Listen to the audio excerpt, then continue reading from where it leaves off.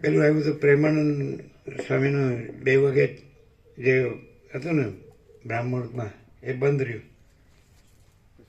2 કારણ બતાવ્યા, એમની સ્વાસ્થ્યનું બતાડ્યું અને બીજા એક લોકોએ કોઈ વિરોધ કર્યો કે 2 વાગે મારી ઊંઘ બગડે છે, NRI વાળા કે એવા કોઈ એવું છે.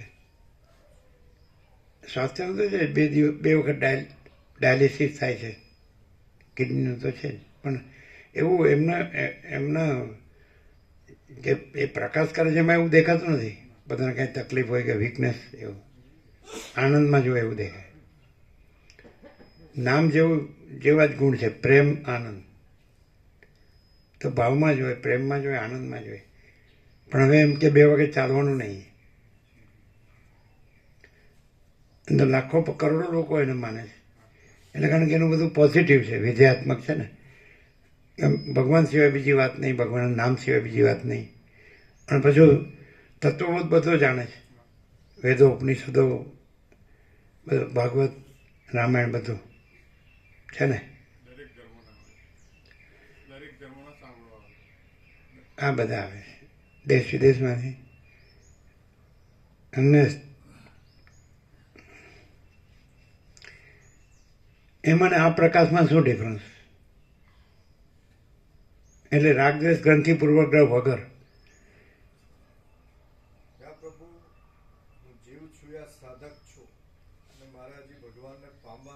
શું છે?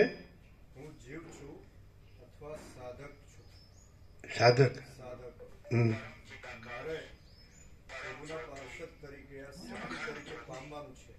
મોબાઈલ મારે હજી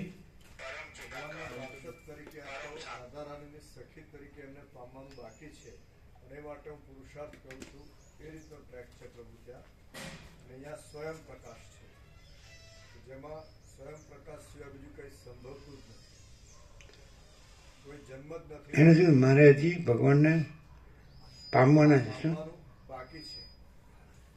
એ રીતનો આખો ત્યાં ટ્રેક છે સાધનાનો. રસ્તા પર એ રીતે હજુ ચાલવાનું છે. આ તો ચાલી રહ્યો છું એ રીતનું.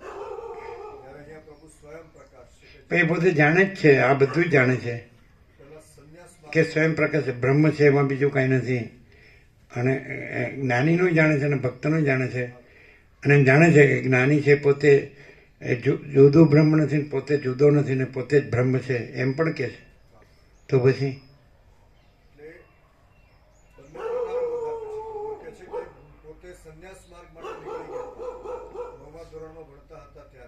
શું 9મા ક્યાં માર્ગમાં? હા નીકળી ગયા ઘરેથી. હા, કે હવે કોઈ પણ થાય ઘરે પરત નહીં આવે. અને ભગવાનને પામવું જ છે, એ જ બહુ એમને ભૂખ અને તીવ્રતા હતી. વારાણસી કાશીમાં એમણે ગંગા નદીના કિનારે નિવાસ કર્યો હતો. અને કહે છે શિવ ભગવાનનું એમને દર્શન પણ થયું. અને પછી કહે છે કે શિવ ભગવાને જેમ નરસિંહ મહેતાને ભગવાનની રાસલીલામાં પહોંચાડી દીધા, એમ અમને વૃંદાવન પહોંચાડી દીધા. એટલે કે ભગવાન શંકરની કૃપા છે કે ક્યાં સંન્યાસ અને ક્યાં આ પ્રેમ જે કહેવાય વૃંદાવનનો નિત્ય વિહાર છે રાધા માધવ ભગવાનનો, એ ક્યાં? પણ એ ભગવાન લઈ આવ્યા અમને, એવું કે છે. સંભળાતું નથી. ગંગા કિનારે એ સંન્યાસ માટે 9મા ધોરણમાંથી નીકળી ગયા. ભગવાન સિવાય બીજું કંઈ નથી જોઈતું, એવી રીતે નીકળ્યા. અને પછી ગંગા કિનારે એમને ભગવાન શિવના દર્શન થયા. જેમ શિવ ભગવાને નરસિંહ મહેતાને રાસલીલા બતાવી, એવી રીતે એમને શિવ ભગવાને વૃંદાવનમાં પહોંચાડી દીધા. એટલે આ પ્રેમ અને એ રાધા માધવનો જે છે એ એમાં રહ્યા. પછી શું?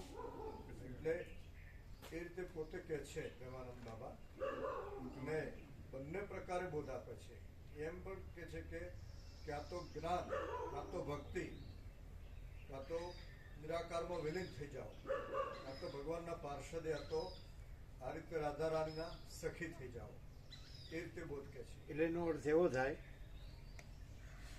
કે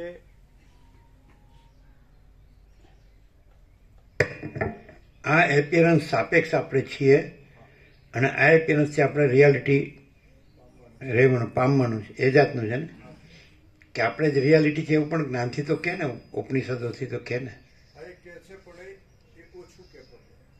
અને એમ પણ કહે છે કે કળિયુગમાં જ્ઞાન સંપન્ન કરવું એ કેવું કે છે પેલું જ્ઞાનથી શું કે છે? ઓછું કે ઓછું ઓછો ઓછું કે છે એવું. ઓછું કે છે. હા તમારે આ રીતે જ કે નામ જપ કરો અને બસ નામ પણ એ તો લોક સંગ્રહની વાત થઈ ને, પણ પોતે તો એમ જાણે જ છે ને હા પોતે જાણે છે. કે જ્ઞાનથી પોતે જ બ્રહ્મ છે, પોતે આ નથી, આ બધું કાંઈ નથી.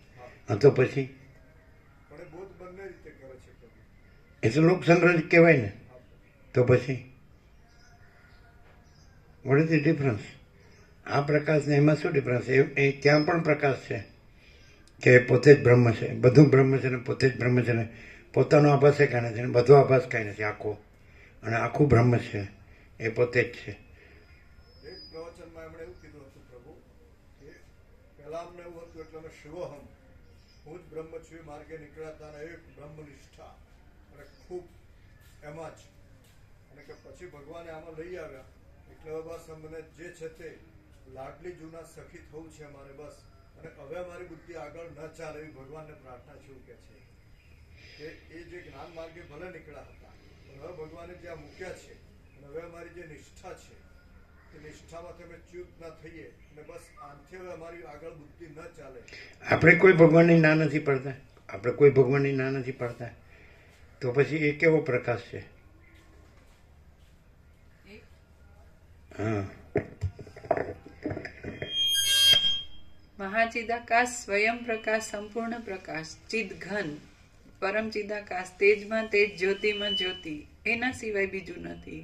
શૂન્યભાસ, અનંત કોટી મહાકલ્પો હૈ ही नहीं, અને यही सब कुछ है. परम चिदाकाश, परम ज्योति, अखंड ज्योति, यही सब कुछ है, इसके सिवा कुछ नहीं है.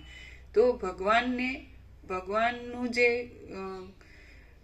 આમાં ડેફિનેશન છે કે માયારૂપી દર્પણમાં પડેલું સમષ્ટિ મોટો જીવ કલ્પના, એટલે પરમ સત્તા પરબ્રહ્મનું માયારૂપી દર્પણમાં પડેલું પ્રતિબિંબ, સમષ્ટિ મોટો જીવ કલ્પના જ ઈશ્વર કહેવાય છે.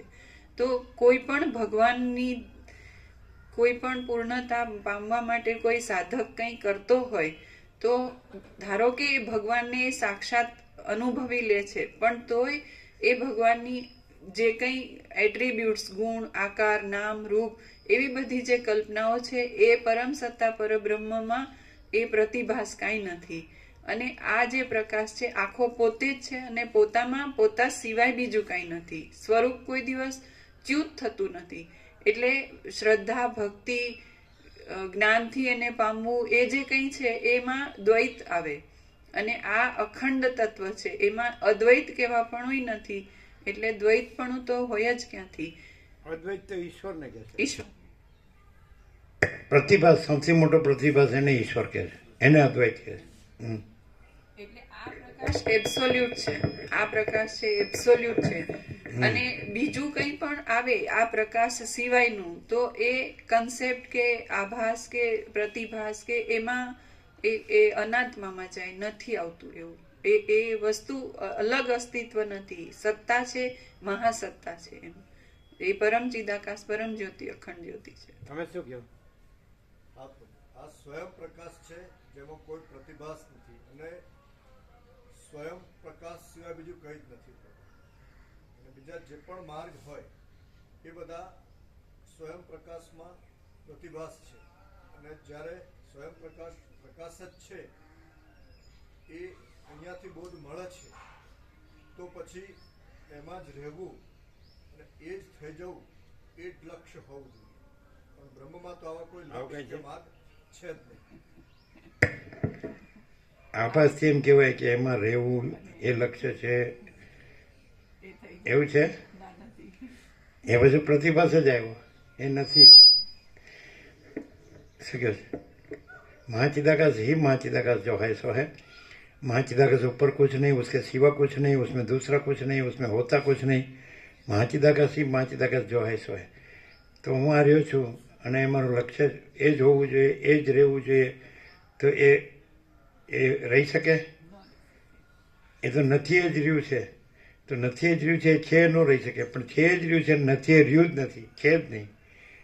તો રહેવાનું નથી, રહેનારો ન રહેનારો નથી. જેનું એ લક્ષ્ય હોય કે ન હોય એ નથી, અને જે રહ્યો હોય કે ન રહ્યો હોય એ નથી, અને એ પોતે જ પોતામાં પોતે જ રહ્યું છે. અને બીજું કોઈ થયું નથી, છે નહીં, થશે નહીં, થતું નથી એને.